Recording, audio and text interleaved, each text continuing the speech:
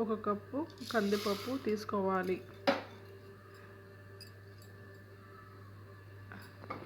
దాంట్లో 4 ఒట్టిమిరపకాయలు, 4 రెబ్బలు ఎల్లిపాయలు, 1 టమోటా, తగినన్ని వాటర్ వేసుకొని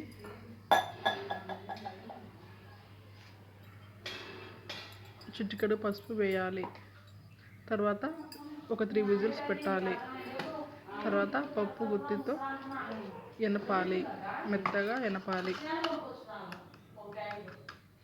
చింతపండు రసం వేసుకోవాలి. మేము ఆల్రెడీ రెడీగా ఉన్న చింతపండు రసంని వేస్తున్నాం. మనం నానబెట్టుకొని వేసుకోవచ్చు చింతపండుని. చింతపండు రసం తగినంత వేసుకోవాలి. తర్వాత తగినన్ని వాటర్ వేసుకోవాలి.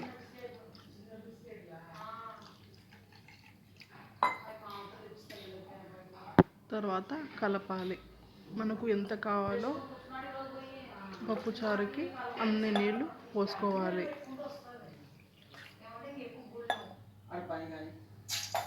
తర్వాత తాలింపు పెట్టాలి. జీలకర్ర ఆవాలు వేసి కొద్దిగా కరివేపాకు వేసి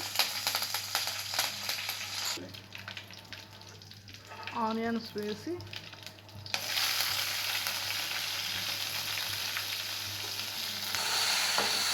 ఒక 1/2 టమాటో వేసి తాలింపు పెట్టాలి.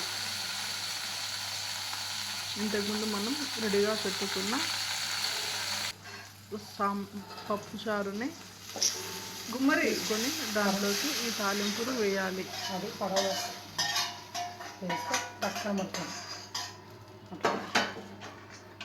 తర్వాత తగినంత కారం వేయాలి.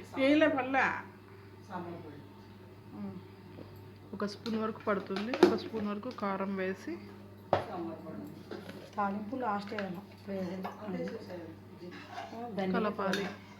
ఇంకోటి చాలా ఉంది. తగినంత సాంబార్ పొడి వేయాలి. సాల్ట్. తర్వాత పచ్చిది కరివేపాకు వేయాలి.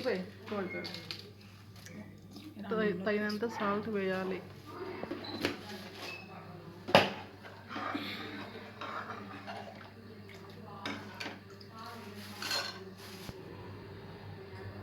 తర్వాత బాగా మరిగేటప్పుడు కొత్తిమీర వేయాలి. అంతే, పప్పుచారు రెడీ.